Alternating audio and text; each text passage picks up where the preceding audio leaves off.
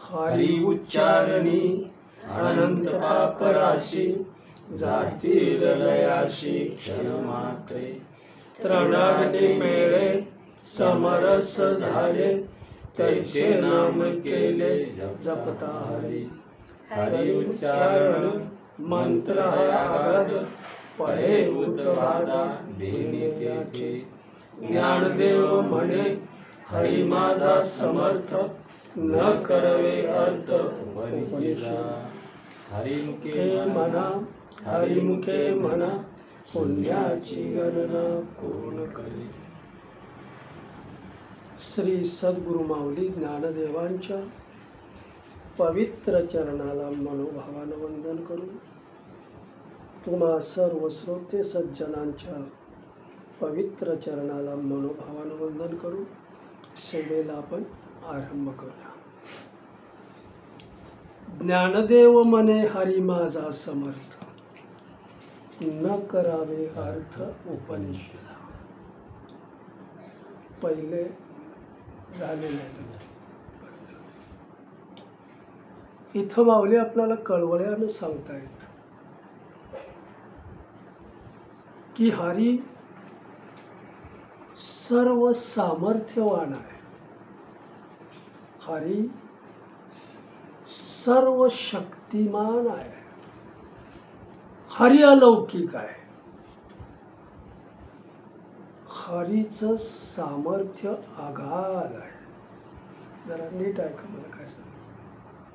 हरीचं सामर्थ्य आगाध आहे म्हणून वेदांना उपनिषदांना समर्थ हरी किंवा हरीचं सामर्थ्य इतकं कळलेलं नाही. वेदांना सुद्धा हरीचं सामर्थ्य इतकं कळलेलं नाही. उपनिषद वेद सुद्धा नेती नेती म्हणून त्यांनी मौन धारण केलं. आम्हाला काय त्याच्या पुढे कळलेलं नाही.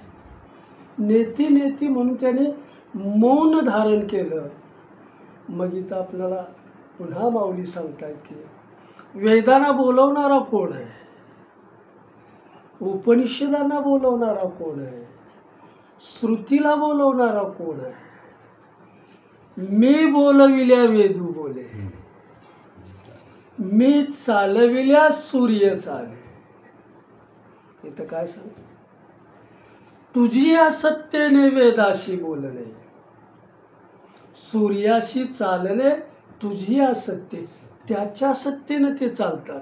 मग आपण तुम्ही आम्ही सर्व सामान्य आहे. कुणाच्या सत्तेनं आम्ही चालतो. वेदांनाच तिथं काही कळलेलं नाही. ईश्वराचं सामर्थ्य हरी समर्थ हरी कळलेलं नाही आणि हरीचं सामर्थ्य सुद्धा कळलेलं नाही. कळतंय ना मला. मग ते सामर्थ्य त्याने त्याची काय म्हणतात वर्णन केलं पण त्या हरीला पूर्णपणे ते जाणू शकलेले नाही. म्हणून माऊली आपल्याला पुन्हा कळवळ्यानं सांगतात की माझा हरी समर्थ आहे, माझा हरी शक्तिमान आहे, माझा हरी अलौकिक आहे. म्हणजे काय तर माझा हरी अर्थपूर्ण आहे, माझा हरी ज्ञानपूर्ण आहे. पुन्हा माऊली आपल्याला समजावून सांगते.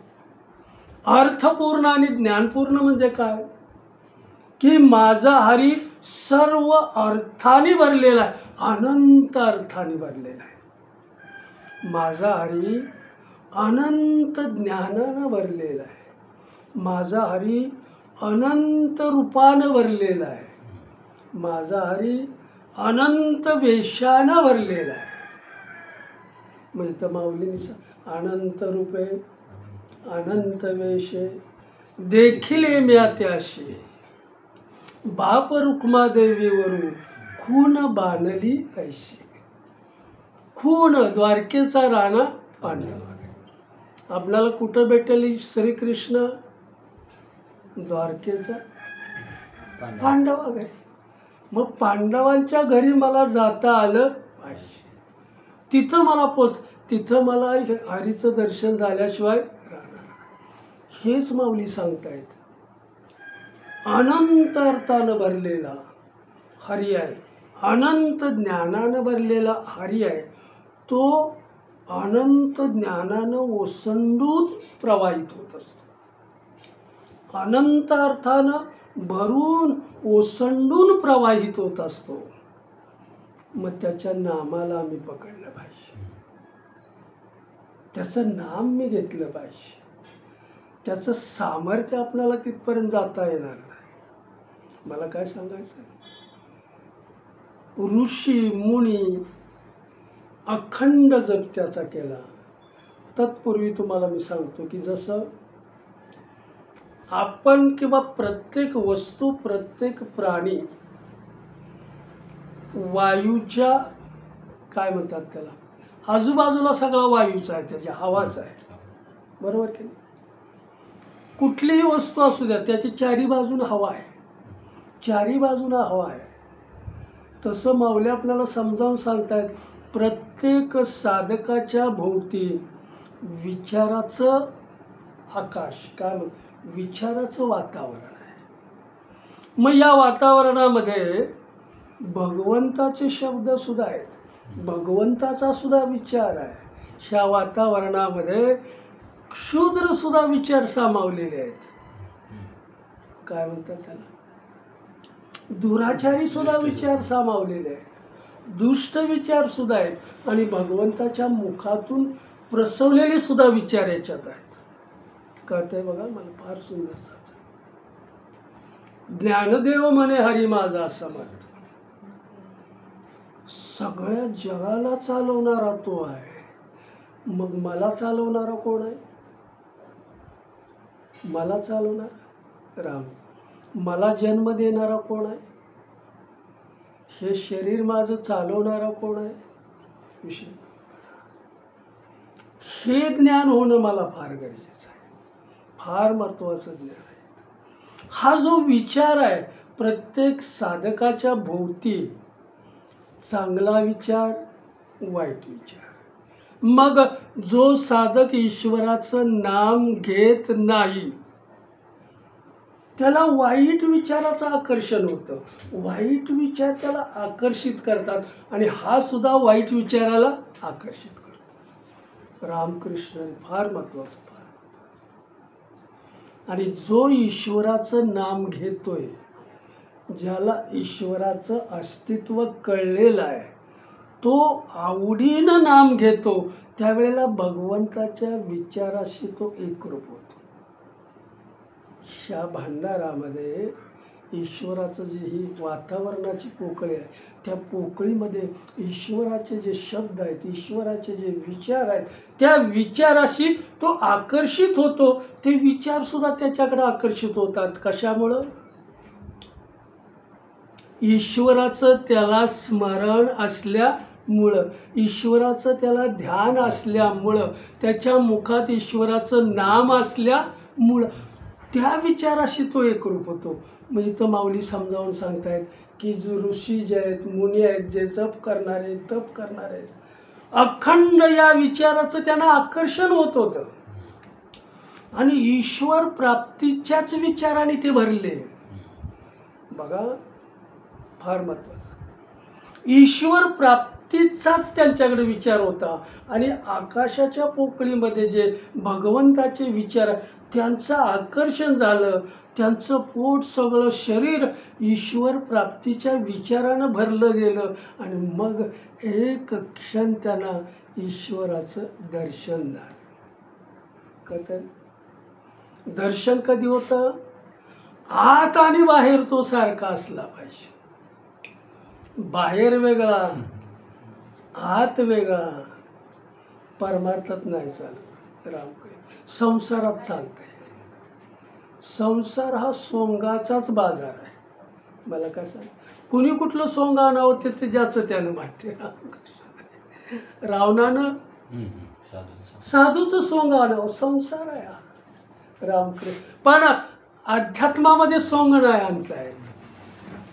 ओळखण्याची दृष्टी सुद्धा आपल्याकडे असली पाहिजे. रामकृष्ण हरी राम. इथं माऊली म्हणतायत की आपणाला हे जे विचार आहेत, ह्या विचाराशी मी एकरूप झालो आणि ज्ञान देवाच्या सामर्थ्यापर्यंत ज्ञानाचा मी देव झालो. रामकृष्ण हरी. भगवंत हा अर्थपूर्ण आहे, ज्ञानपूर्ण आहे आणि तो प्रवाहित आहे, त्या अर्थानं प्रवाहित आहे, त्या ज्ञानानं प्रवाहित आहे. मग ज्यांना ईश्वराचं दर्शन झालं, ज्यांना ईश्वराचं दर्शन झालं, एक क्षणभर सुद्धा त्या विचाराशी ते समरूप झाले, त्या विचाराशी ते आकर्षित झाले, ते विचारसुद्धा त्याने आकर्षून घेतले, त्याच्यामुळं ते समरस झाले आणि त्या देवपदापर्यंत पोचले. मला काय सांगायचं, त्या देवपदापर्यंत कधी पोचले?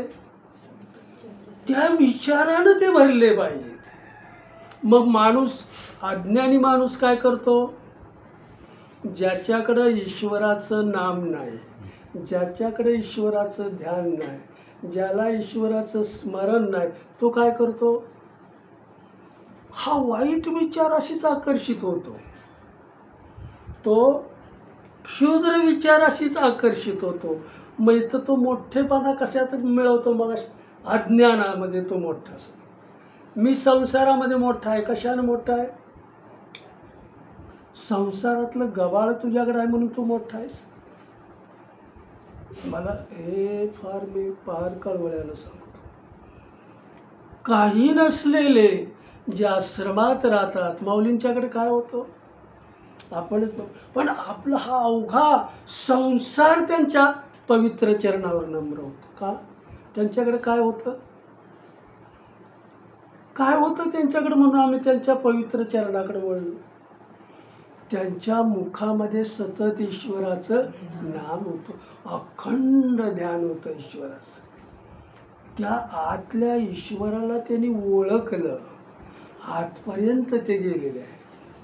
म्हणून इथं माऊली सांगतात आपल्याला समजावून, एक्सरे मशीन शरीराला सोडून आतमध्ये जे जाते, एक्सरे मशीन त्याचा प्रकाश हृदयातलं दाखवत होतो. हृदयात जरी बारीकसा टिंब काय म्हणतात काळा असला तरी तो तुम्हाला दाखवण्याचं काम वरचं सोडून देतो. तो किरण आतमध्ये जातो, हृदयापर्यंत जातो, हृदयातलं बघतो आणि हृदयातलं तुम्हाला समजावून देण्याचं काम करतो. सुंदर उदाहरण माऊलीचं. तसं प्रत्येकाच्या हृदयरूपी कमलावर जो ईश्वर बसलेला आहे, तो प्रत्येकाच्या अंतकरणामधला काय म्हणतात त्याला, वासना बघतो, त्याचा भाव बघतो, त्याची भावना बघतो. अंतकरणापर्यंत त्याची दृष्टी गेलेली असते, त्याची मनातले आरपार दृष्टी गेलेली आहे. अंतकरण तो तपासतो. तुमच्या अंतकरणामध्ये भाव कुठला आहे, तुमच्या अंतकरणामध्ये भावना कुठल्या आहे, मग तुम्हाला जवळ करायचं की लांब ठेवायचं ते जाणतो. कळतंय ना? रामकृष्ण हरी रामकृष्ण. अंतकरणातला भाव जसा आहे तसा तो तुम्हाला जवळ करणार. जेवढी तुमची प्रतिष्ठा आहे, जेवढी तुमची काय म्हणतात त्याला निष्ठा आहे, त्या निष्ठेनं तुमची प्रतिष्ठा तो निर्माण करतो. जेवढं तुम्ही लहान तेवढं तुम्ही महान. मग अशी मी तुम्हाला सांगतो, लहान कधी होतो माणूस? त्याच्याकडं ज्ञान आल्यावर. आंब्याची डाळी कधी वागते खाली, नम्र कधी होते? ती फळानं भरली तर.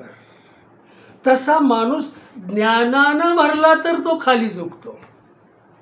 कळलं पाहिजे त्याला चांगलं काय वाईट काय. काय म्हणतात इथं लहान मोठा हा भेद आपण करायचाच नाही. संत महात्मे त्याच्यामध्ये काय म्हणतात जातच नाहीत. इथं सगळ्यांच्या अंतकरणामध्ये ईश्वर भरलेला आहे आणि त्या ईश्वराला पाहण्याची बुद्धी ईश्वरानं प्रत्येकाला दिलेली आहे. पण त्याच्याकडे ते जर ज्ञान नसेल तो ईश्वराकडे कधीच जाणार नाही. कुठल्या विचाराच्या आधिपत्याखाली तो जगतोय, त्याचे गेन्स कुठले आहेत, रामकृष्ण काय म्हणतात त्याला, लहरी कुठल्या आहेत त्याच्या, रामकृष्ण. मग तो ईश्वर म्हणतो तू लांब असलेला चांगला किंवा जवळ असलेला वाढ. रामकृष्ण हरी रामकृष्ण. प्रत्येकाच्या हृदयरूपी कमलावर तो आहेच. इथं गीतेमध्ये सुद्धा भगवान श्रीकृष्ण म्हणतात की प्रत्येक माणसाच्या हृदयरूपी कमलावर माझा निवास आहे. मी वास करून राहिलेलो आहे प्रत्येक प्राण्यांच्या हृदयामध्ये. मी वास करून राहिलेलो आहे. प्रत्येक प्राण्यांचं शरीर हे त्याचं मंदिर आहे माझं. माणसाला दिलेला हा देह आहे हे चालतं बोलतं मंदिर आहे. रामकृष्ण पुढे जाऊया. गीतेत सांगितल्याप्रमाणे की प्रत्येकाच्या हृदयरूपी कमलावर मी आहे. फक्त त्याला जाणून मी घेतला पाहिजे. त्याला ओळखण्याचं ज्ञान माझ्याकडं आलं पाहिजे. विवेकानंद महाराज सुद्धा म्हणतात की तुम्ही त्याला कळवळ्यानं हाक मारा, तो तुमच्या समोर आल्याशिवाय राहणार नाही. कळवळा तेवढा पाहिजे. एक उदाहरण देऊन तुम्हाला मी सांगतो की झोपडीत राहणारे एक लहान मुलगा, विवेकानंद महाराज नेहमी हे सांगायचे आपल्याला त्यावेळेला, झोपडीत राहणारा मुलगा, त्याची आई दोघेच झोपडीत राहायची. साधं वागणं पण सरळ येणं आणि सरळ जाणं. ईश्वराचं नाम मुखामध्ये. बघा ज्याच्याकडे संसारातलं गबाळ जास्त आहे त्याला ईश्वराचं ध्यान होत नाही. मी काय म्हणतो लक्षपूर्वक आहे का? संसारातलं गबाळ ज्याच्याकडे जास्त, कारण तो म्हणतो की मला तुझं नाम घ्यायला वेळच कुठं आहे, तुझं ध्यान करायला मला वेळच कुठं आहे, माझ्या कर्मातून मला वेळच मिळत नाही. रामकृष्ण हरी रामकृष्ण. मग वेळ मिळणार कधी?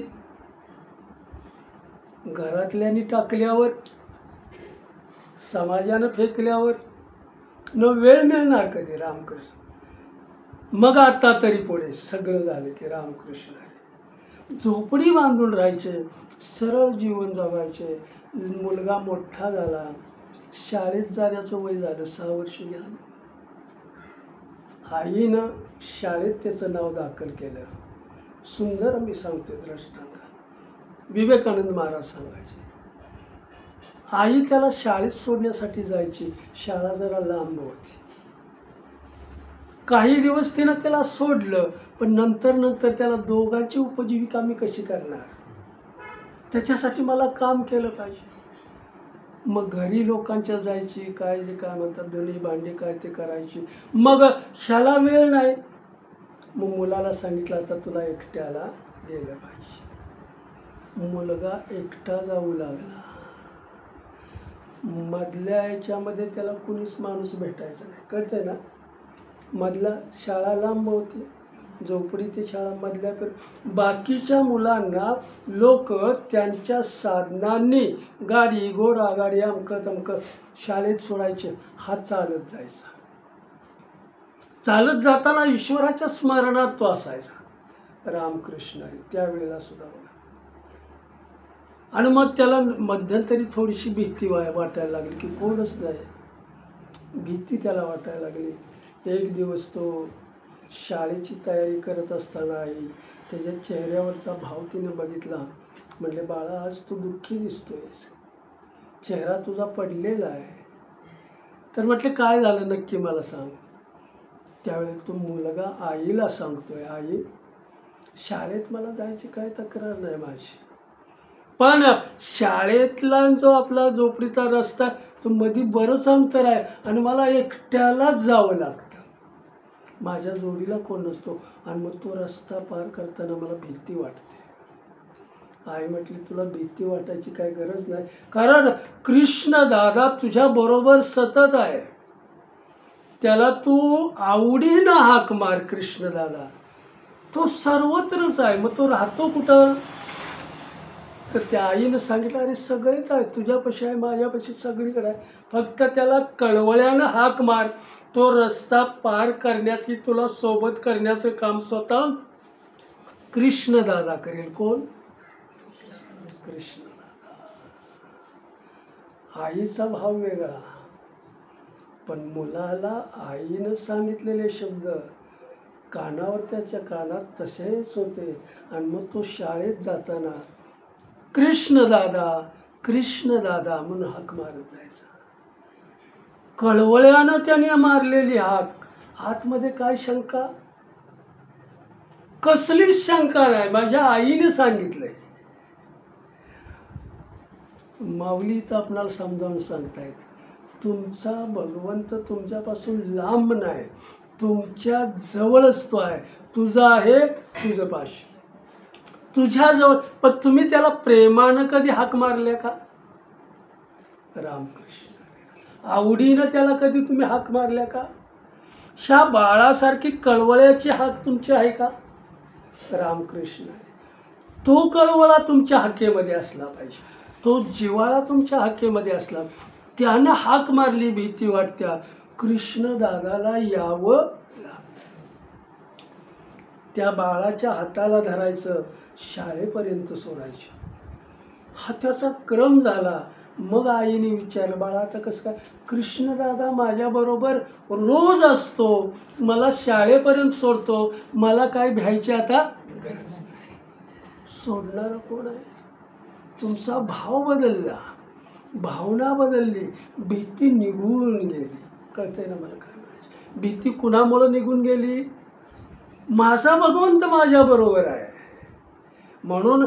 जसा भाव तसा देव.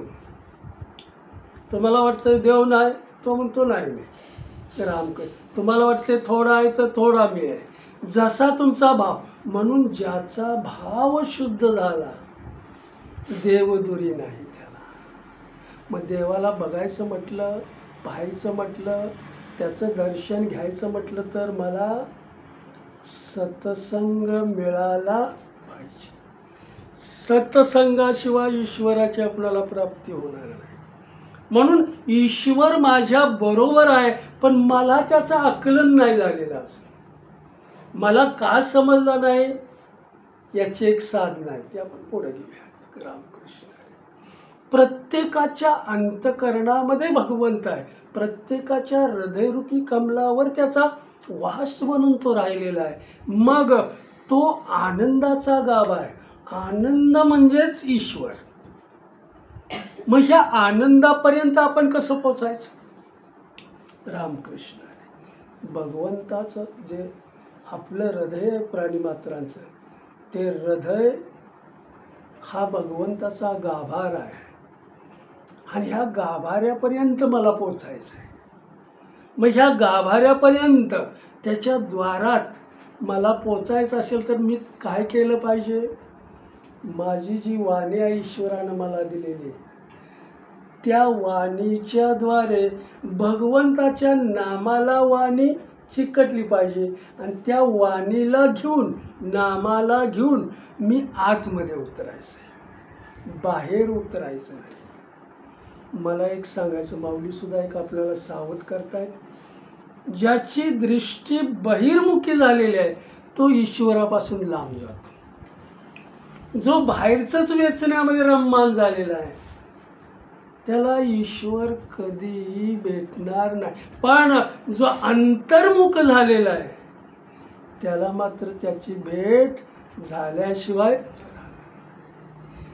ह्याला नामसाधना म्हटलेलं आहे. वाणीद्वारे ईश्वराच्या नामाला धरून आपण ईश्वराच्या गाभाऱ्याकडे जाणं, याला नाम साधना म्हटलेलं आहे.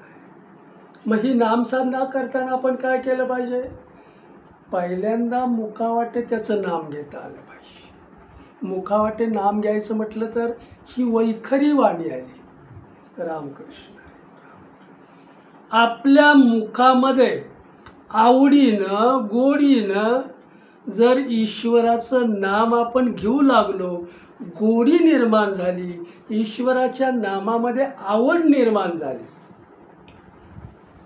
वैखरीमध्ये, वैखरी वाणीमध्ये रममान झालेलं ईश्वराचं नाम वैखरीमध्ये नांदू लागलं, वैखरीमध्ये नाम रममान झालं की नामातली शक्ती त्या साधकाला प्राप्त होते.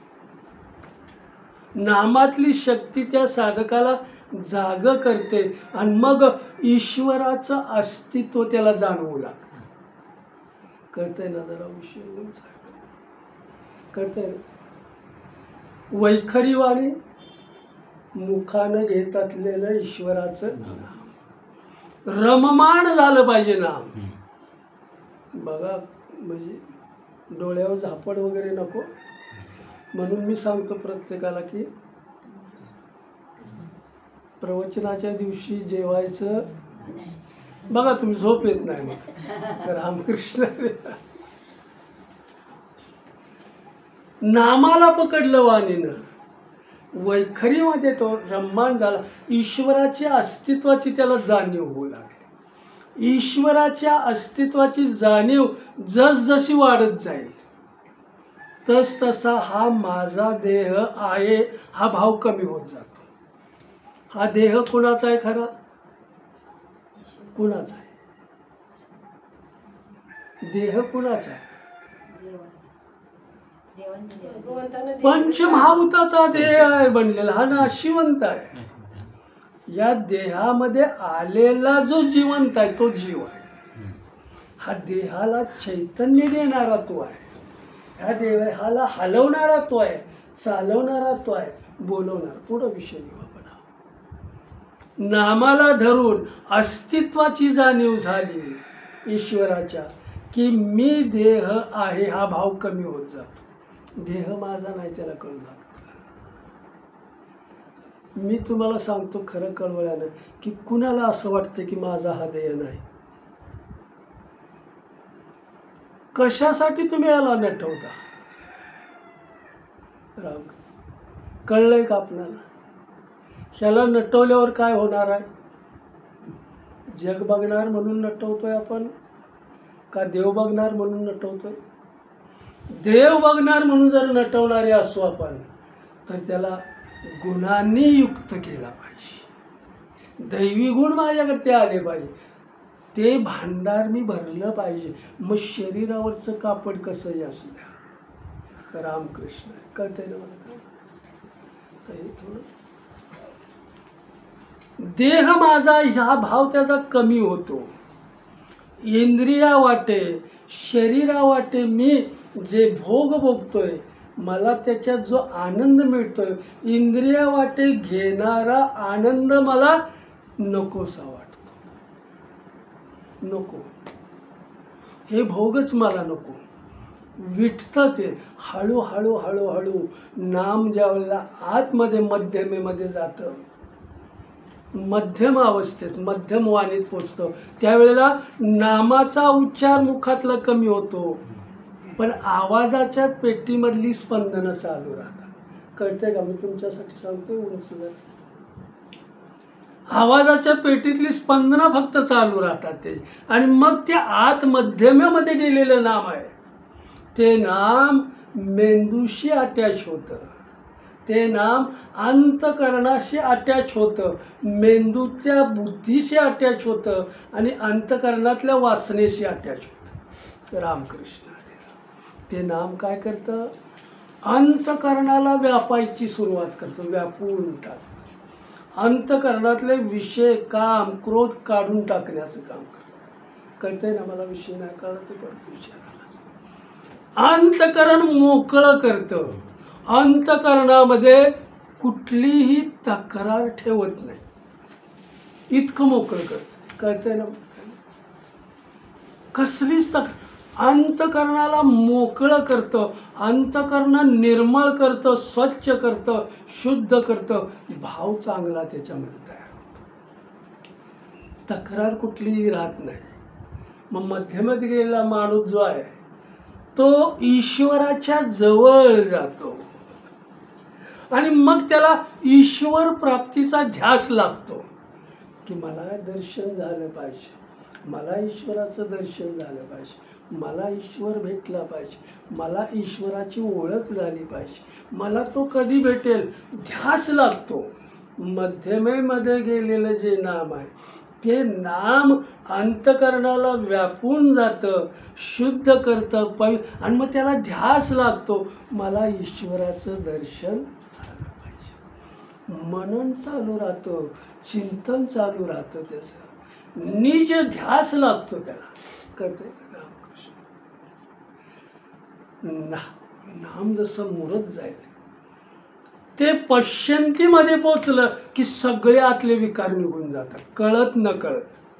कळू द्या किंवा न कळू द्या, ते तुम्हाला मोकळं सगळे विकार झडकून टाकून, आणि मग अंतकरणातल्या सगळ्या वासना आहेत त्या ईश्वराभोवती गोंगावतात. रामकृष्ण हरे राम.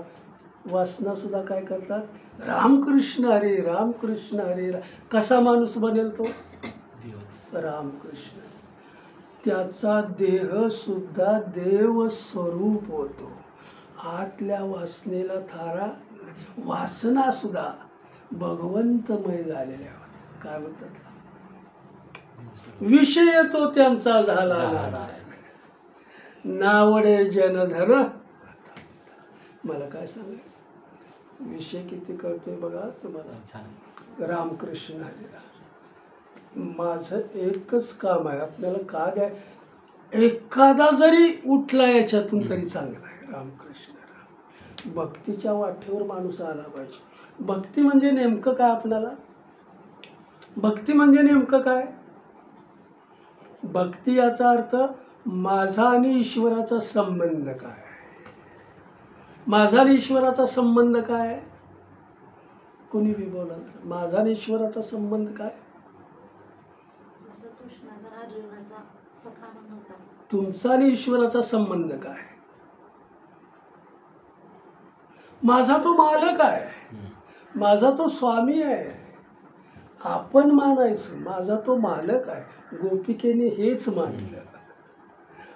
शरीरधारी कृष्ण गोकुळातून निघून गेला, पण मनामध्ये साठवलेला जो विचार होता, मनामध्ये साठवलेला जो कृष्ण होता, गोपिकेंच्या बरोबर अखंड होता. काय म्हणायचं? शरीरधारी निघून गेला, आणि म्हणून गोपिकेंच्या अंतकरणातला आनंद कोणीही राहू शकला नाही. अखंड आनंदात राहिला. इथं मला काय सांगायचं? पश्यंतीमध्ये नाम ज्या वेळेला चालू राहतं, अंतकरण न कळत कळत सगळं व्यापून जातं, आणि आनंदाची त्याची भेट होते. नाम ईश्वराच्या जवळ जात, आणि त्या अंतकरणामध्ये प्रेम निर्माण होतं. प्रेम सर्वाविषयी प्रेम, कुटुंबाविषयी नाही. म्हणून आपण कुणाला आपला म्हणायचं? माझ्या कुटुंबातला आपला आहे. मी काम केलं नाही तर आपला कोण म्हणणारच नाही, कुटुंबातला सुद्धा. बरोबर? हा आता अनुभव लोकांना आहे. मी ज्यावेळेला बिनकामाचा होईल त्यावेळेला कुटुंबातले आपले म्हणणार नाहीत. का म्हणेल? रामकृष्ण तू काय कामाचा नाही. आमच्या कुटुंबातला, समाजातला प्रत्येक माणूस हा स्वार्थी आहे. स्वार्थासाठीच तो जगत असतो.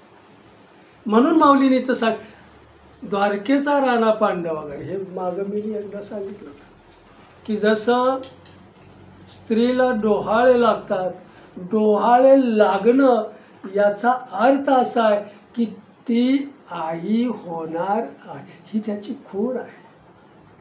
स्त्री आई होणार ही त्याची खूण आहे. तसं ईश्वराच्या नामानं, ईश्वराच्या ध्यानानं, ईश्वराच्या स्मरणानं जो माणूस शुद्ध झालेला आहे, जो पवित्र झालेला आहे, तो निस्वार्थ बनतो. ही परमार्थातली पहिली खूण आहे. कळतंय ना मला काय सांग? मग घेणं देणं कुठं करतात लोक ते त्यांचं त्यांना. ही परमार्थाची पहिली खूण आहे. तो साधक ईश्वर स्वरूप होण्याच्या खुणेचा आहे. काय म्हणतात त्याला? तर पात्रतेचा आहे. रामकृष्ण हरे रामकृष्ण.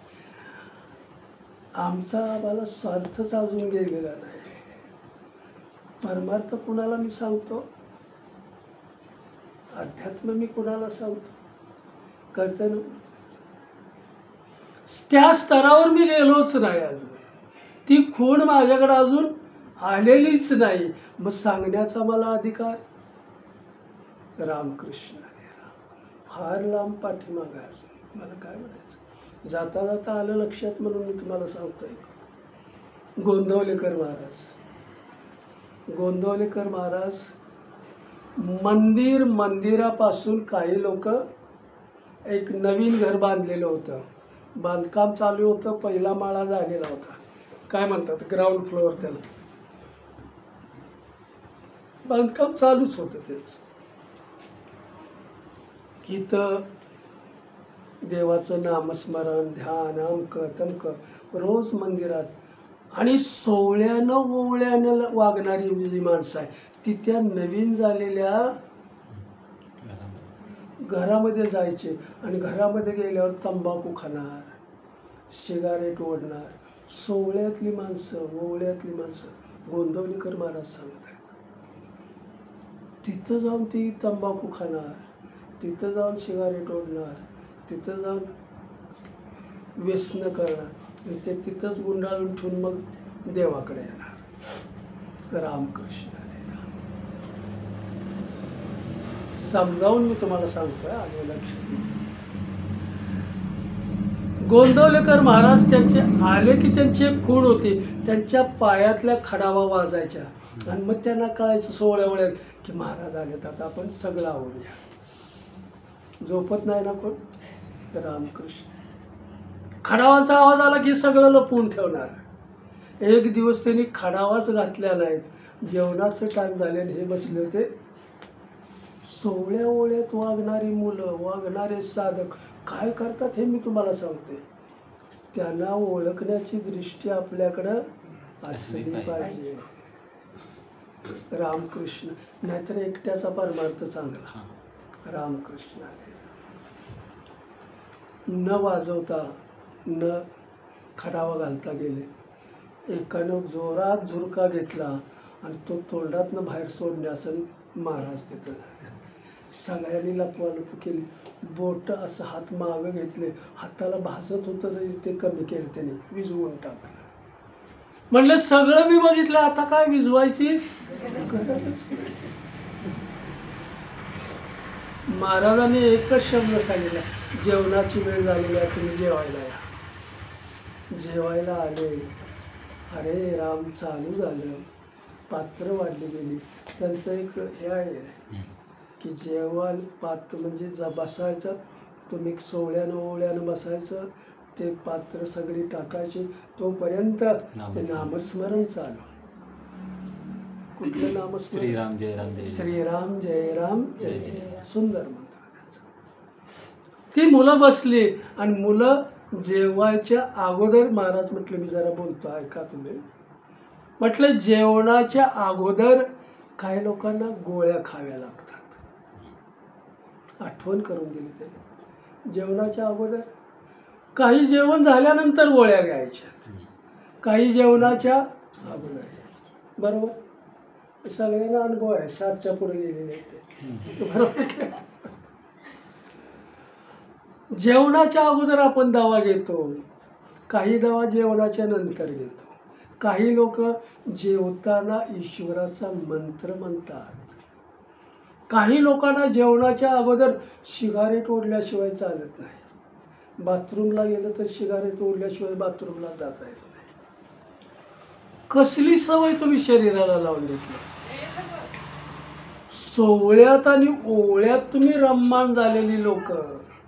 आज तुम्ही जर असं वागत असाल मग सामान्य माणूस काय करणार. रामकृष्ण हरी राम. त्यांना जाग करण्याचं काम केलं. रामकृष्ण.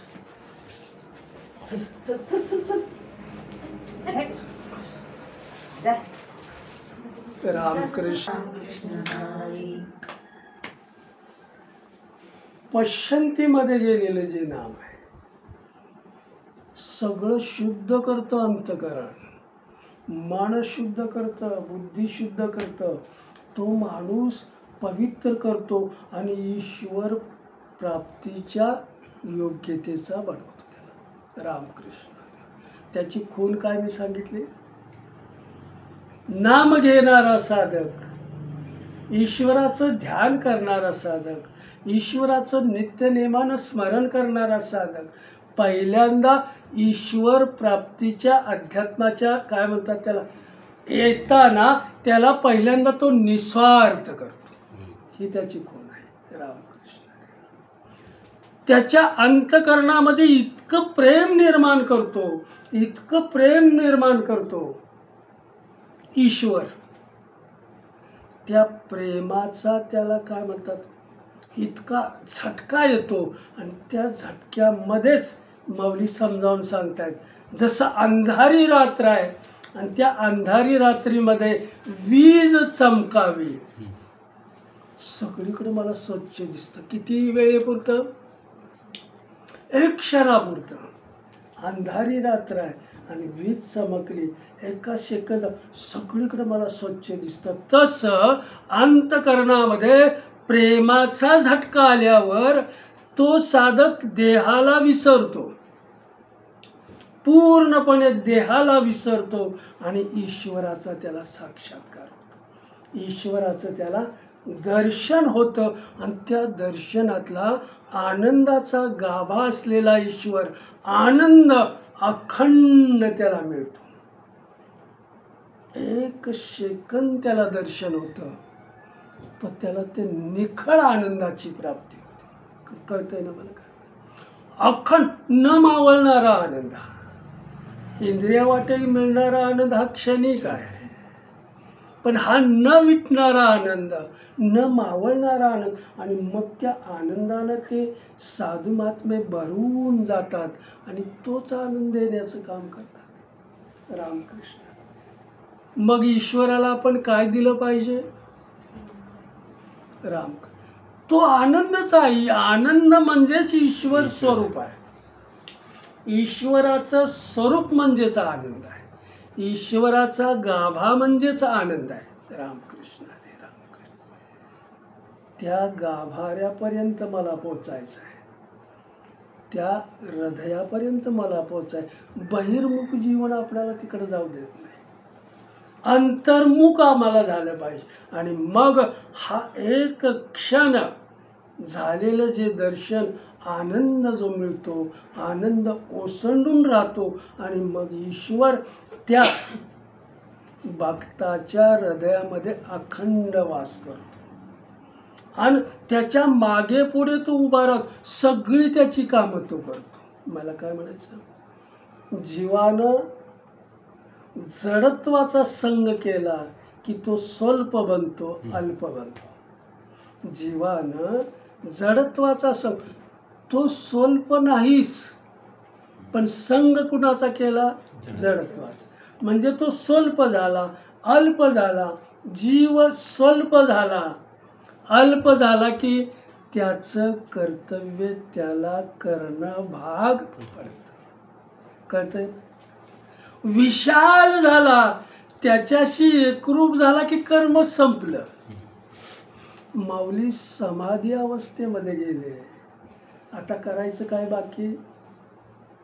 रामकृष्ण हरे रामकृष्ण. पुन्हा मी समजावून सांगतो तुम्हाला. तमोगुणी जी माणसं आहेत, तमोगुणी, त्यांना प्यायला आवडतं, त्यांना रमी खेळायला आवडतं, त्यांना पत्त्यानं खेळायला आवडतं. त्याच्यातला ते आनंद घेतात. मला पिणं आवडतं का? कारण मी तमोगुणानं युक्त आहे. तमोगुणी माणूस कुठं पळतो? वास काय म्हणतात त्याला, व्यसनाकडे जातो. आणि व्यसनातला आनंद तो घेणं, कारण बायकीकडे त्याला जायची काय जाऊच देत नाही त्याचं मन. रामकृष्ण हरे. आनंद दारूत घेतो, आनंद तो मटक्यात घेतो, आनंद नको त्याच्या मध्ये घेतो. हा तमोगुणी माणसाचा स्वभाव झाला. तमोगुणाचा आनंद व्यसनामध्ये आहे. रजोगुण मगाशी म्हटलं रजोगुण, मला राजा बनायचं आहे, मला अधिकारी बनायचं आहे, मला पद मिळालं पाहिजे. कशासाठी? समजावून घ्या मला काय म्हणायचं. रजोगुणी माणूस, मला संपत्ती पाहिजे, मला संतती पाहिजे, मला संसार पाहिजे, सगळ्यांनी माझं ऐकलं पाहिजे. मी अधिकारी झालो पाहिजे. मला काय सांग, नाम उपाधिरहित करतं आणि अज्ञानी माणूस उपाधीत जातो, कारण नामच नाही. कळतंय ना मला काय सांगायचं? उपाधीत जाणारा कोण आहे? ज्याच्याकडं नामच नाही. कळतंय ना? उपाधी रहित नाम करतं, कारण उपाधीच ठेवत नाही ते. रामकृष्ण. म्हणून भगवंताचं नाम घेणारा मी कुणी नाही, मी त्याचा एक परम सेवक आहे आणि मला त्याची सेवा करायची आहे. रजोगुण, संतती, संपत्ती, मी राजा झालो पाहिजे, मला बंगला पाहिजे, मला गाडी पाहिजे, मला अमकं पाहिजे, संसारातलं गबाळ त्याला सगळं पाहिजे. मग संसारातलं गबाळ त्याला मिळालं की तो आनंदी राहतो का? का बरं?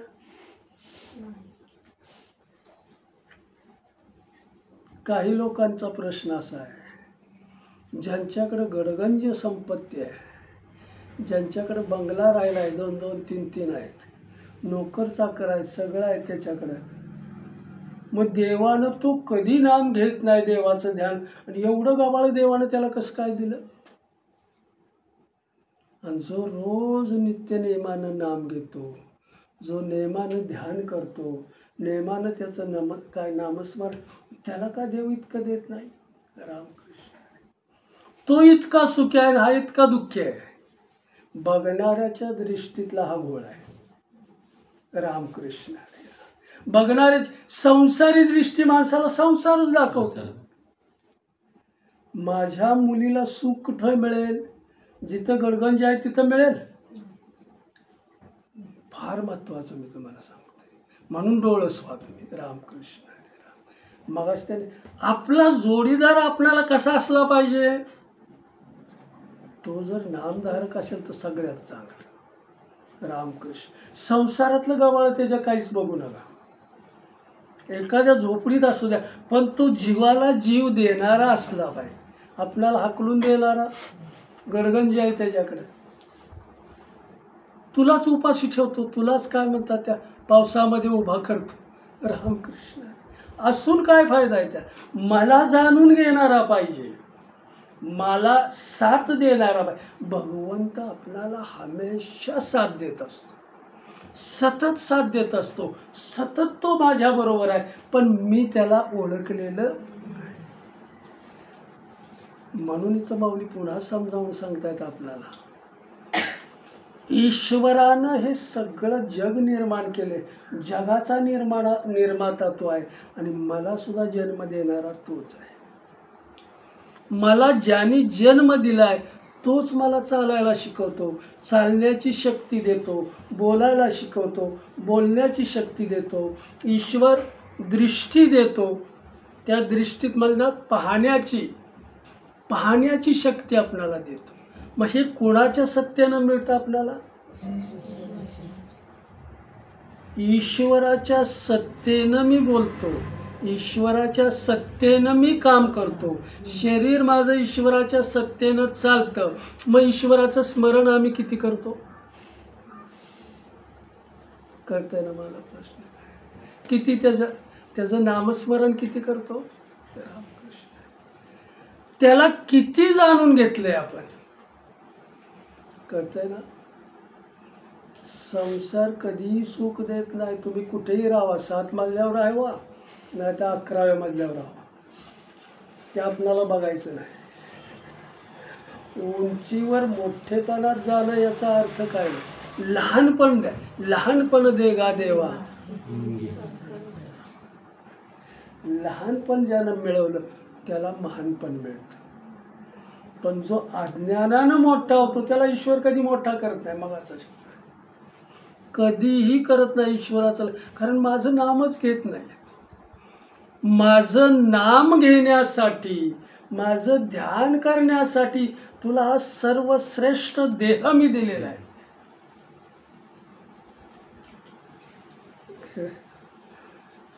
जनावरासारखा भोगात राहण्यासाठी तुला इकडे पाठवलेला नाही. रामकृष्ण. माणसात आणि जनावरात काही पण, जो अज्ञानामध्ये जीवन जगतो तो पशुच आहे.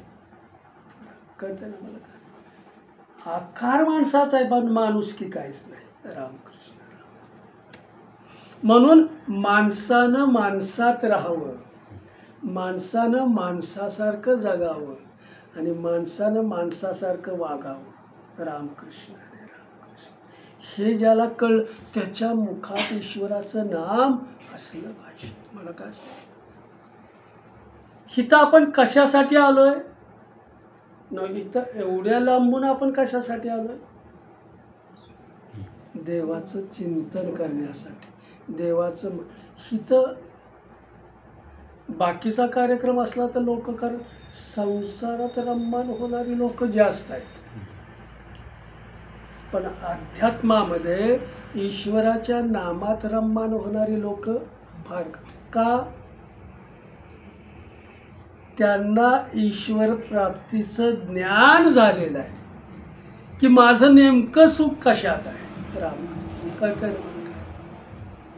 तुका म्हणे माझे हेची सर्व सुख पाहीन श्रीमुख. अंतकरणामधली ओढ लागली पाहिजे त्याला पाहण्याची. राम काय मग तो कुठं काय राहणार असू द्या, तो तिकडं देवाकडं धावल्याशिवाय राहत नाही. रामकृष्ण रामकृष्ण. कुठपर्यंत आपण?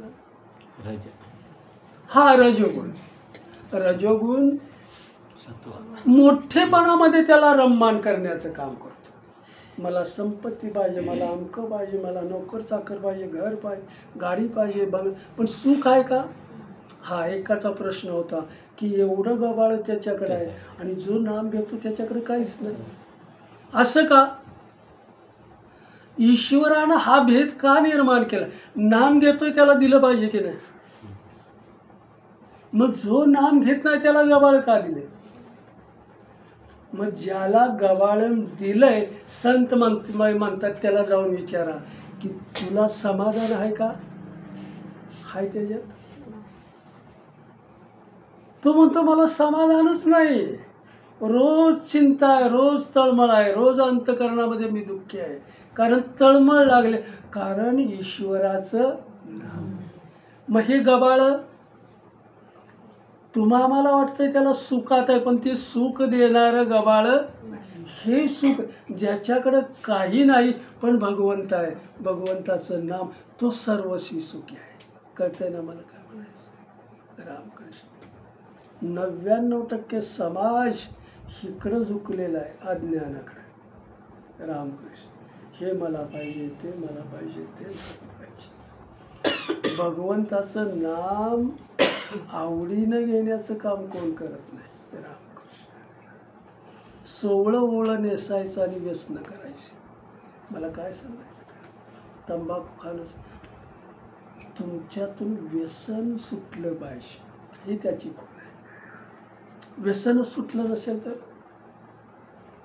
तो जवळ करत नाही.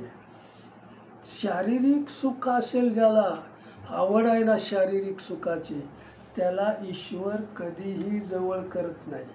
माझं पुन्हा ऐका, मला काय सांग, मुक्त झाला पाहिजे त्याचा. आणि मुक्त होण्यासाठी तर आम्ही आलेलो आहे. अरे व्यसनातूनच तुम्हाला मुक्त होता येत नाही, मग या संसारातून मुक्त कसं तुम्ही होणार? रामकृष्ण. कळते ना? रामकृष्ण. मुक्त होण्यासाठीच हा नरदेह दिलेला आहे. मग ही वाणी ज्यावेळेला परामध्ये जाते, सगळं त्याला आनंद देते, ईश्वराचा तिथं वास होतो, आनंदाचा गाभा मिळतो आणि ईश्वर त्याच्या मागं पुढं उभा राहतो. सर्व काम त्याचा ईश्वर करत असतो. याला करायची काय गरज नाही. ईश्वर स्वरूप झालेला जीव, जीव शिव दोन्ही एक रूप झाले. तैसे नामे केले जपता आहे. रामकृष्ण. किती माऊलीने सांगितले. इथं माणूस इकडं का ओढला जात नाही?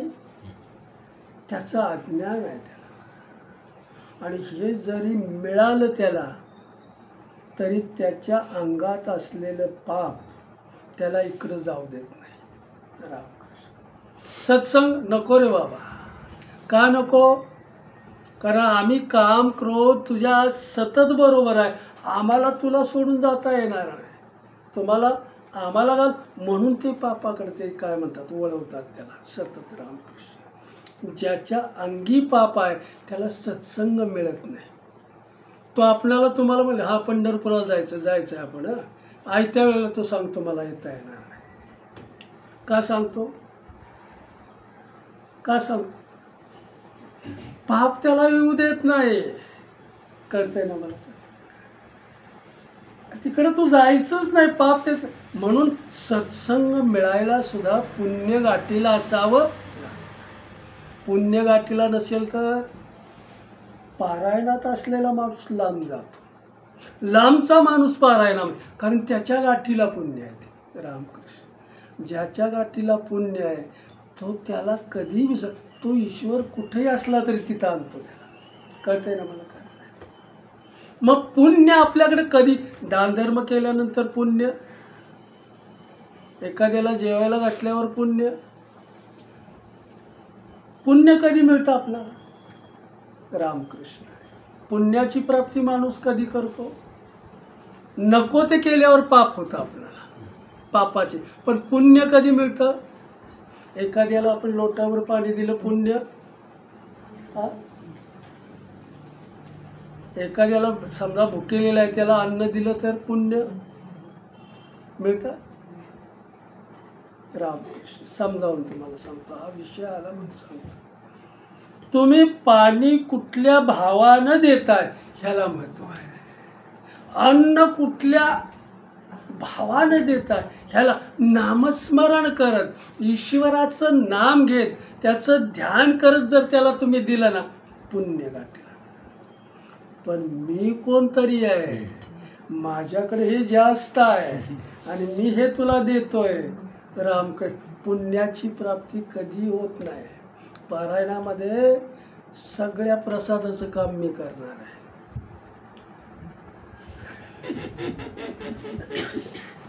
कळतंय लोक? प्रसाद माझ्या नावावर टाका सगळा. राम पुण्य. रामकृष्ण नावाची गरजच नाही आपल्याला. कळतंय ना मला? काय लहानपण दे गा देवा. पुण्य गाठीला असेल तर ईश्वराचं नाम पुण्य गाठीला असेल तर तुम्ही घेतलं ना की पुण्याची परत वाढ होते त्याच्यात. आणि हे पुण्य जर तुम्ही एखाद्या संसाराच्या कार्यामध्ये वापरलं तर आपलं कमी होतं ते. रामकृष्ण रामकृष्ण. देव मला भेटावा त्याचं मला दर्शन व्हावं म्हणूनच मी हे जोडतोय. बाकी मला खर्च करायची काही गरजच नाही. कळतंय ना? पुण्य सुद्धा खर्ची पडतं तुमचं. संकट समय आपण आघात आला की आपण म्हणतो देवा मला याच्यातनं सोडव, मी आजारी पडलो मला याच्यातून वाचवलं. पुण्य खर्ची पडतं. देवाला हाक मारतो आपण, पुण्य खर्ची पडतं. पण ते मला आहे त्या स्थितीत तुझं नाम घेता आलं पाहिजे. परिस्थिती कशी असू द्या, शरीराची अवस्था कशी असू द्या, पण मी तुझ्या नामाला सोडून बाजूला जाणार. कळतंय ना मला? काय आणि जो नामाला चिकटलेला आहे ईश्वर त्याला सोडत नाही. एकदा ईश्वराने तुम्हाला पकडलं ना मग तुम्ही कसंही वागा, तो तुम्हाला हालूनच देत नाही. रामकृष्ण. सत्वगुण. सत्वगुण चांगल्या माणसाची मला संगत मिळाली पाहिजे. पुण्य गाठीला असतं त्याच्या. सात्विकता असते. मला संतांची भेट झाली पाहिजे. मला सावळ्या पांडुरंगाचं दर्शन झालं पाहिजे. मी तीर्थाटन केलं पाहिजे. मला संत सज्जनांची भेट झाली. हा सत्वगुणाचा स्वभाव आहे. कधी वाटतं माणसाला असं? त्याच्याकडं सत्वगुण असतील तर, सात्विक गुणाने तो संपन्न असेल तर. सज्जनाची भेट अशी तशी होत नाही. रामकृष्ण. संतांची भेट अशी तशी होत नाही. सात्विकता लागते, पुण्याई लागते. आणि मग ज्याच्या गाठीला पुण्याई आहे, जो सत्व गुणाने युक्त झालेला आहे, त्याला संत आवडतो, त्याला सज्जन आवडतो. मला काय सांगायचं? कोणाला आवडतो? त्याची पारख झाली पाहिजे. रामकृष्ण पुढं आपण जाऊया. रामकृष्ण वीज चमकावी तसं त्याला त्या आनंदाच्या लहरी ईश्वरच बसलेला असतो.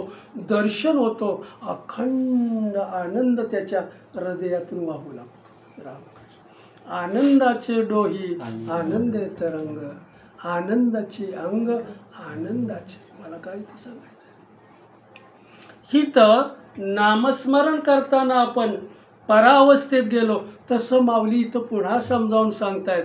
हे करत असताना अध्यात्मातल्या 4 अवस्था आपल्या आहेत, 4 साधनं आहेत आणि ती 4 साधनं म्हणजे 4 मुक्ती. रामकृष्ण हरी राम. 4 मुक्ती कुठल्या? सलोकता मुक्ती, सलोकता झाल्यावर समीपता, समीपता झाल्यावर स्वरूपता, स्वरूपता झाल्यावर सायुज्यता. सलोकता मुक्ती काय करते आपल्याला? मुखात चाललेलं असलेलं जे ईश्वराचं नाम आहे ते नाम मुखामध्ये रममान झालं, सलोकता मुक्ती तिथे येते. सलोकता मुक्ती आली की ईश्वराचं काय म्हणतात, ईश्वराच्या प्राप्तीसाठी असलेलं जे आत आहे, मी देह हे काढून टाकते. माझं शरीर याच्यातून इंद्रियाकडून घेणारा आनंद आपण टाकून देतो, तो मोकळा करतो. कुणाला? सलोकता इंद्रिय. सलोकतेमध्ये गेलेलं जे ईश्वराचं नाम आहे किंवा जे नाम घेताना सलोकता मुक्ती म्हणजे ईश्वर. इथं माऊली समजावून सांगतायत आपल्याला, सर्व जग ईश्वरानं निर्माण केलंय, मला सुद्धा त्यानं जन्म दिलेला आहे आणि मी सुद्धा त्याच्या सत्तेनंच जगतोय. मी कुणाच्या सत्तेनं जगतोय? भगवंताच्या सत्तेनं. त्याच्या सत्तेनं मी बोलतोय, त्याच्या सत्तेनं पाहतोय, त्याच्या सत्तेनं हे शरीर चालतंय, याची मला जाणीव होते. सलोकता मुक्तीमध्ये गेलेलं जे नाम आहे, त्या मुक्तीमध्ये रम्मान झालेलं नाम आहे, त्या साधकाला जागं करतं की ईश्वराला तुझी प्राप्ती करायची किंवा तुला ईश्वराची प्राप्ती करायची. तू त्याच्याकडे जा किंवा तो त्याच्याकडे, अधिकार तसा तो तुम्हाला करणार. रामकृष्ण कळतंय ना? सलोकता मुक्ती, माझं जीवन ईश्वराच्या सत्तेनं चाललेलं आहे. माझ्या अंतकरणामध्ये जी जी इच्छा निर्माण होते ती ती भगवंत निर्माण करतो आणि ती पूर्ण करण्याचं काम सुद्धा तोच करत असतो. पुन्हा गोंदवलेकर महाराजांच्याकडं सुंदर दृष्टांत त्याने दिला आहे. गोंदवलेकर महाराजांच्याकडं एक वकील आले, वकील साहेब, आणि गोंदवलेकर महाराज बोलत होते की आम्ही सगळे आम्ही ईश्वराच्या सत्तेनं इथं सगळं चालतोय, त्याच्या सत्तेनं जन्म मिळालेला आहे, त्याच्या सत्तेनंच आमच्या मनात इच्छा निर्माण होते. त्यावेळेला वकील बोलतात त्याच्या सत्तेनंच आम्ही व्यवहार. वकिलांनी मध्येच तोंड घातलं आणि महाराजांना म्हटलं हीच माझी शंका होती.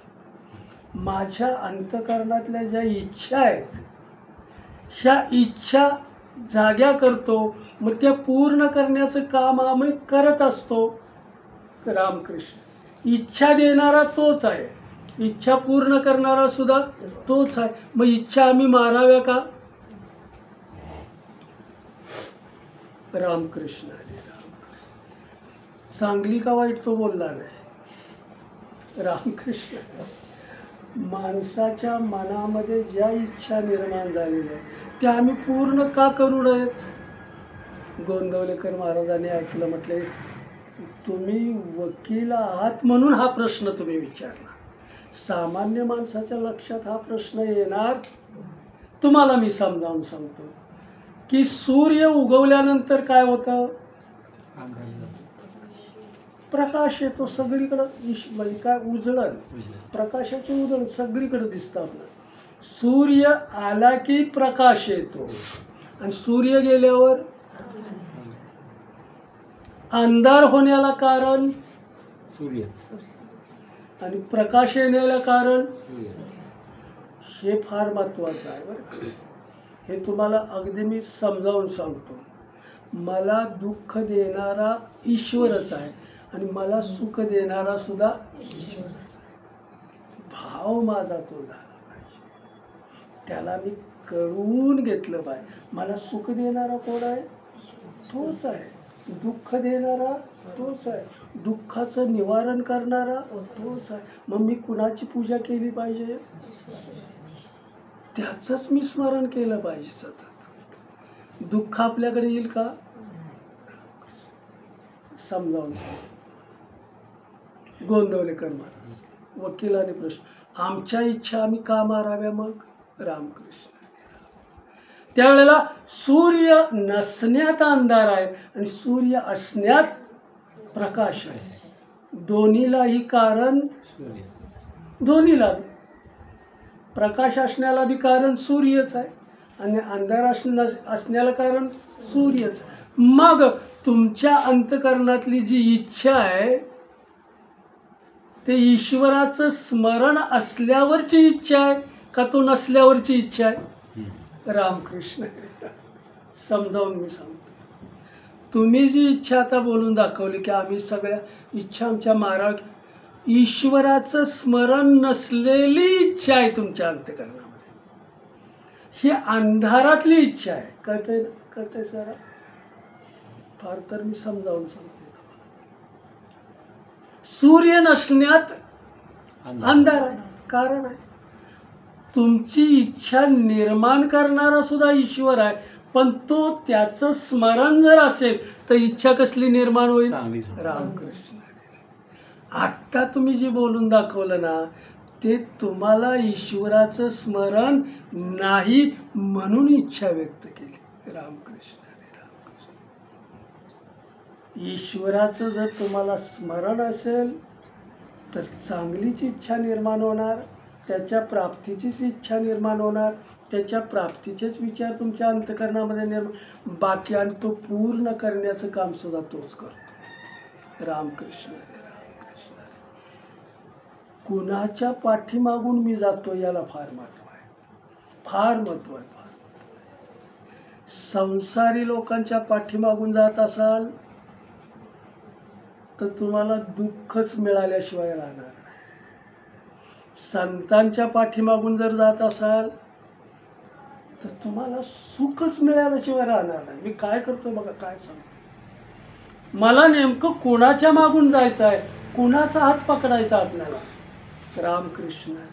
ज्यांनी ईश्वराचं सतत नाम घेतलं, ज्यांनी ईश्वराचं सतत ध्यान केलं, ज्यांनी नित्य नेमानं त्याला हाक मारली, ते कुठं गेले? रामकृष्ण. आणि जे संसाराला झोंबकळत राहिले, काय म्हणतात, मिळवण्यातच जे रममान झाले, ते कुठं गेले? रामकृष्ण. संसार हा दुःखानंच भरलेला आहे. ईश्वराचं नाम आनंदानं भर. संसारात सुख मिळवण्याचा प्रयत्न करू नका. अध्यात्माचा अधिष्ठान ठेवा, ईश्वराच्या ध्यानाचा अधिष्ठान ठेवा. संसार करताना सुद्धा ईश्वराच्या ध्यानाचा अधिष्ठान ठेवलं, स्मरणाचं अधिष्ठान ठेवलं, नामाचा अधिष्ठान, तर तुमचा संसार सुद्धा सुखाचा झाल्या वाचून. काय मला सांगा. इथं गोंदवलेकर महाराजांनी त्याच्या शंकेचं निवारण, तुझी शंका निर्माण होण्याचं कारण माझ्या इच्छा सगळ्या पूर्ण करण्यासाठी तो आलाच नाहीस. अनेक इच्छेचं काय? इथं मला काय, अनेकातून तुला एकाकडे जायचं आहे का अनेकत्वाकडे जायचं आहे तुला? संसाराचं गबाळ हे अनेकत्वाकडे नेतं तुम्हाला, आणि ह्या अनेकत्वातून आपल्याला एकाकडे कोण नेतं? ईश्वराचं.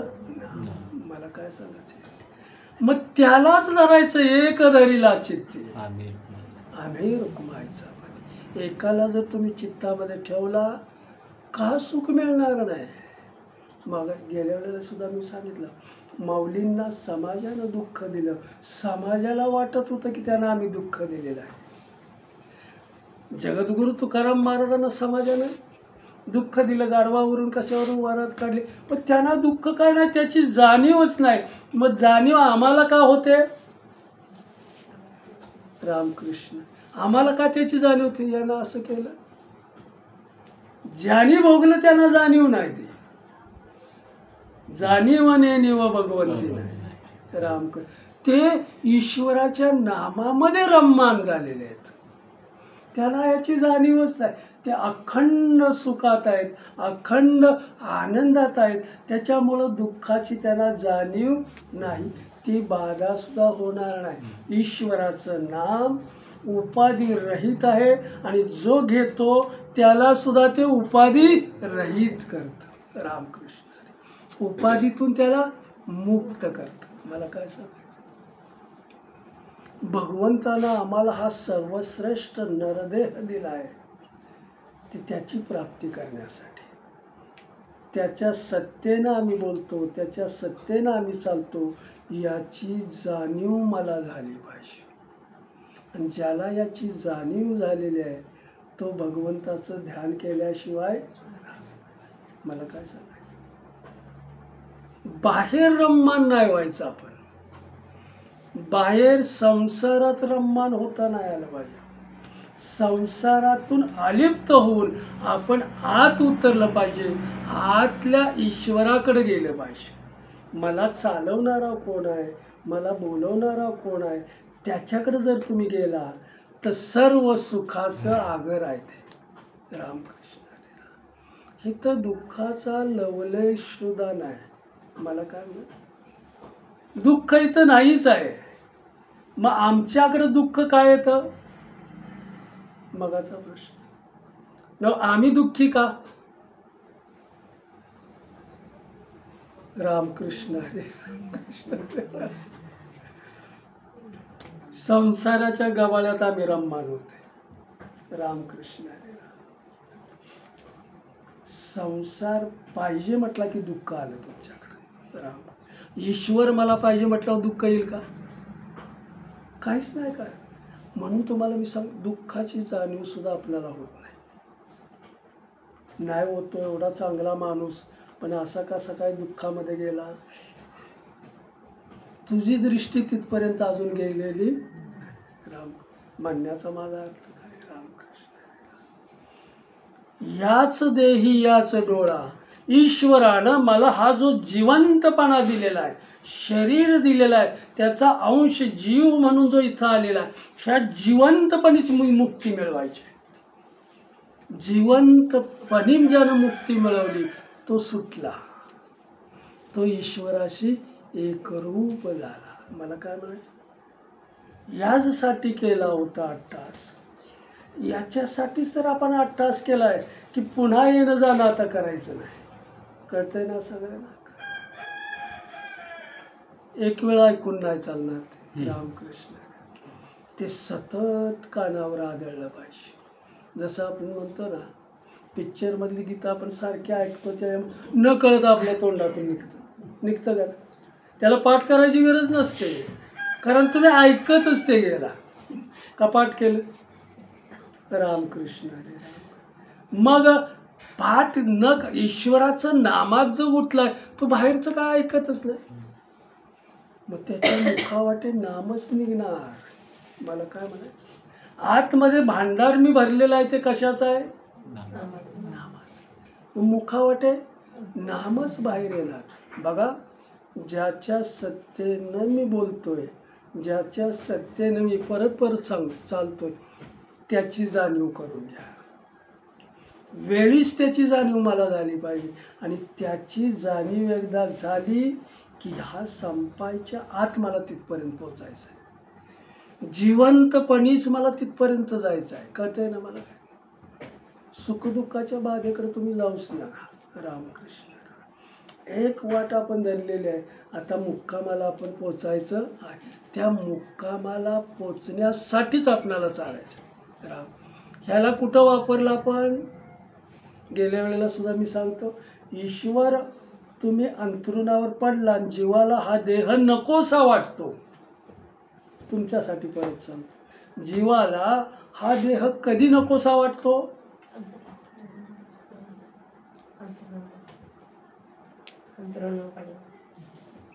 घरातले कोणी विचारत नाहीत. पाणी पाणी म्हटलं तरी कुणी देत नाही. अंगात ताकद नाही पाणी उठून घ्यायची. माता देवाला म्हणतो की मला आता घेऊन जा. बरोबर की राम. मग देव त्यावेळेला जवळ येतो त्याच्या आणि विचारतो जीवाला की तुला एवढं मी वर्ष 70 वर्ष दिली, काय केलंस तू. विचारतो जीव त्याला शेवटची, मला आत्ता बोलवतोयस ना तू ने म्हणून, मग तुला मी 60 वर्ष आयुष्य दिलं, 70 वर्ष दिलं, 50 वर्ष दिलं, तू काय केलंस त्याचं गेल्या वेळेला मी सुद्धा सांगितलं. त्यावेळेला जीव सांगतो मी शिक्षण घेतलं, मी अधिकारी झालो, अमकं झालो तमकं झालो, मग काय केलं, पैसा कमवला, पैसा कमवल्यावर मी घर घेतलं, बंगला घेतला, सगळं झालं, लग्न केलं, मुलं झाली, सगळं झालं. मग हे म्हटले कुणाला तू सांगतोयस. जनावरं सुद्धा हेच करतात, त्यांना काय आहे का बुद्धी. मग तुझ्या आणि जनावरांमध्ये फरक काय आहे. जनावरातून तुला मी जे श्रेष्ठ साधन दिलेलं ते कशासाठी दिलंय, हे करण्यासाठी. मग तुला जनावराच्या योनीतच पाठवलं असतं. कळतंय ना जरा, मी कळवळ्यानं सांगतो काय वेळेला, परत परत शब्द आले तरी मी कळवळ्यानं सांगायचं असतं. तो सारखाच आहे. आता मला बोलून काही फायदा आहे. 60 वर्षाचं आयुष्य तू इथंच खर्च केलंस, मग मला कशा हाक मारलं.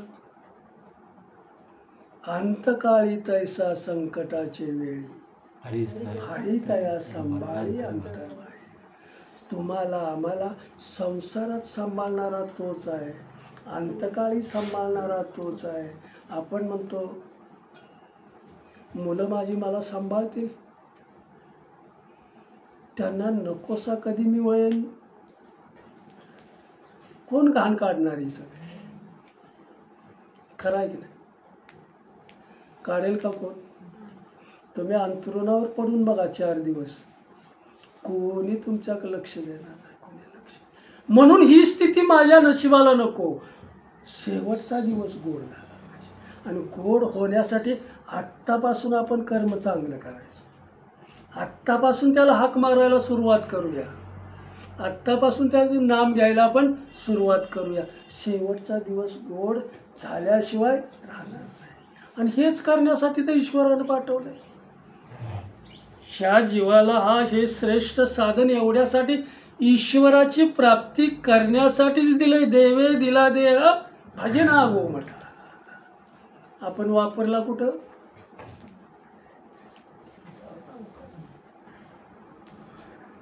संसारात माणूस कोण कोणाला चांगलं म्हणत नाही, कोणच कोणाला चांग. आणि हे आपल्याला ऐकायला नकोच आहे.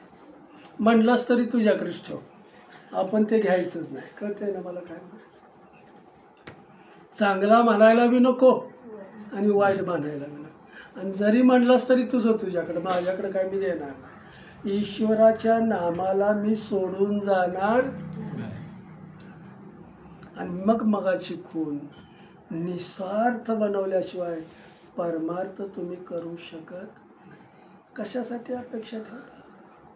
मागायचं असेल एखाद त्याच्याकडेच मागा, पण ईश्वर सुद्धा म्हणतो भिकारी होऊन माझ्याकडे येऊ नकोस. रामकृष्ण, मी द्यायला तयार आहे, पण भिकारी बनून कशाला येतोयस. तुला अधिकार मी कुठला दिलेला आहे, तो अधिकाराचा वापर करून माझ्याकडे ये ना. तो अधिकार घेऊन माझ्याकडे ये. रामकृष्ण, कळतंय ना मला काय म्हणायचं. म्हणून ईश्वर भेटीच्या मी तेवढा पात्रतेचा झालो पाहिजे. रामकृष्ण रामकृष्ण. ज्या वेळेला अंतकरणातल्या वासना ईश्वराच्या भोवती सतत घोंगावतात, त्याच ईश्वर स्वरूप होतात सगळ्या. कळतंय. वासनाच जर ईश्वराचं स्वरूप होत गेल्या तर त्याला निखळ आनंद होतो, आणि मग तो देहसुद्धा देव स्वरूप होतो. त्या देहाला सुद्धा तो पूज्य बनतो. काही शिल्लक राहत नाही त्याच्याकडे. काम क्रोध गीत काय म्हणतात ते सगळं निघून जातो. सगळं निघून गेलं की तो मोकळा होतो, शांत होतो, निवांत होतो. आणि निवांत झालेलाच माणूस संत होतो. जो काय म्हणतात त्याला, शांती माणसाला कधी मिळते. सगळं निघून गेलं पाहिजे. शांत झाला की तो सनातन, आणि सनातन झाला की त्याला समाधान मिळालंच पाहिजे. मग समाधान माणसाला कुठं मिळेल? समाधान कुठं? ईश्वराच्या नामात, ईश्वराच्या ध्यानात. म्हणून ठाईच बैसोनी करा एक चित्त. कुठं जिथं असाल तिथं, ज्या परिस्थितीत तुम्ही असाल तसं त्याचं नाव करायला, आपलं नाव घ्यायला काय बघा. संसारात घेणं देणं आलं, काय म्हणतात त्याला? संसारात घेणं देणं आलं, काय म्हणतात त्याला? परमार्थात हे राहत नाही. रामकृष्ण. परमार्थामध्ये माझं मन मोकळं करता आलं पाहिजे मला. आणि ज्यानं मन मोकळं ठेवलं, काय म्हणतात? मन करारे प्रसन्न सर्व सिद्धीचे कारण. मन मोकळं कधी होईल? ईश्वराच्या नावानं भरल्यावर ते मोकळं झालं, शांत झालं. शांत झालेल्या मनालाच समाधान मिळतं. म्हणून मागाचा प्रश्न, ह्याच्याकडे जास्त आहे हा सुखी आहे, आणि ह्याच्याकडे काय नाही तो मागाचा प्रश्न. हा दुःखी आहे का खरं? हा खरंच समाधानी आहे, हा दुःखी आहे. मला काय म्हणायचं? रामकृष्ण. संसाराच्या गबाळ्यामध्ये आपण राहायचं नाही. असलं ठीक, नसलं ठीक, काय म्हणायचं? आणि ही संतांनी जगून दाखवलं. ज्या वेळेला भगवंत आपला म्हणतो ज्या भक्ताला, त्यावेळेला त्याच्यातलं संसारातलं थोडं थोडं काढून घेतो, त्याला मोकळा करण्याचा प्रयत्न करतो, तो मोकळा करत जातो. रामकृष्ण.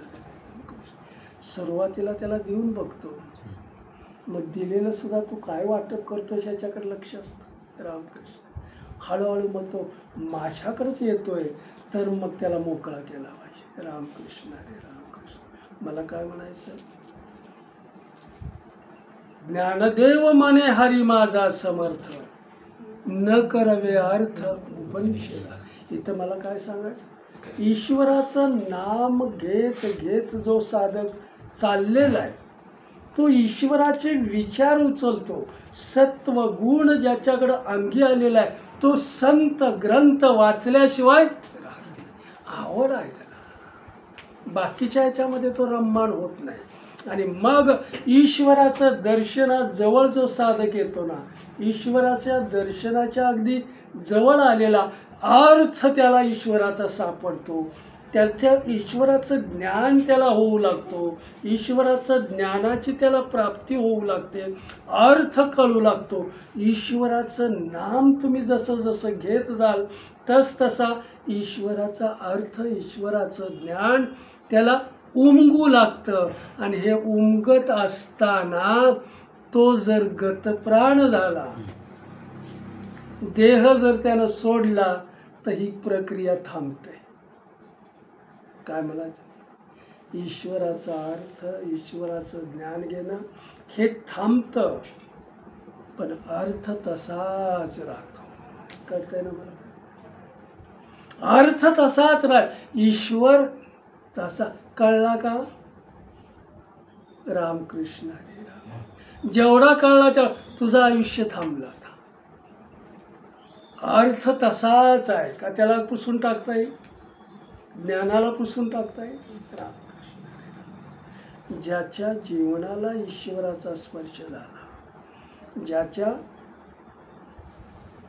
देहाला ईश्वराचा स्पर्श झाला, ज्याच्या अंतकरणामध्ये ईश्वर येऊन स्वतः राहिला, तो विशाल झाला. म्हणून माऊली इथं जाता जाता आपल्याला सांगतायत सुंदर जीवनातलं तत्व, की हे ईश्वरानं संबंध काय म्हणतात, जगाला जन्म दिलेला आहे, विश्वाला जन्म दिलेला आहे, आणि मला सुद्धा त्यानंच जन्म दिलेला आहे. आणि म्हणून मी ईश्वराचं ध्यान करतो, नाम घेतो, ईश्वरावर मी प्रेम करतो. त्यावेळेला ईश्वरावर करत असलेलं प्रेम माझा ऑटोमॅटिक जगावर झाल्याशिवाय कळलं ना मला काय म्हणायचं? त्याच्यावर प्रेम केलेलं, त्याचं नाम घेतलं, त्यानं निर्माण केलेलं आहे सगळे. मला त्यानं जन्म दिलेला आहे, त्यानंच निर्माण केलेला आहे. जगाला त्यानंच निर्माण. भगवंताला ओळखणं, त्याच्यावर प्रेम करणं म्हणजेच जगावर प्रेम करणं. पुंडलिक वरदा विठ्ठल, श्री ज्ञानदेव श्री पंढरीनाथ भगवान की जय, श्री गोपाल कृष्ण भगवान की जय, श्री सद्गुरु माऊली ज्ञानेश्वर महाराज की जय, जगद्गुरु तुकाराम महाराज की जय, सब संतन की जय, बोल बजरंग बली की जय. विठ्ठल विठ्ठल विठ्ठल विठ्ठल विठ्ठल विठ्ठल विठ्ठल विठ्ठल विठ्ठल. पुंडलिक वरदा विठ्ठल, श्री ज्ञानदेव श्री